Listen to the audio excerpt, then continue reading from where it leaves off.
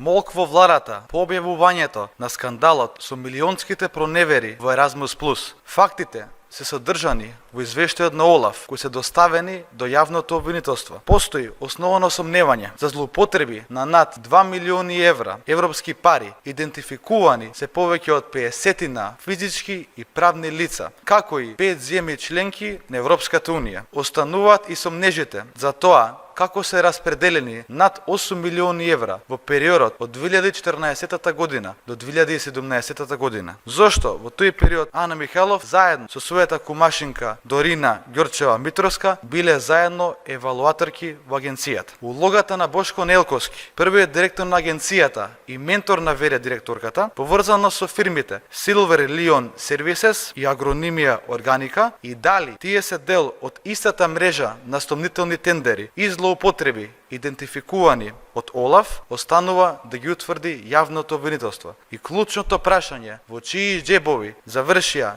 милионите евра европски пари. Очигледно е зошто не се постапува. За овој скандал решението е само едно: разрешување на ВД директорката, итна и целосна кривична истрага за сите инволвирани во овие милионски злоупотреби на европски пари.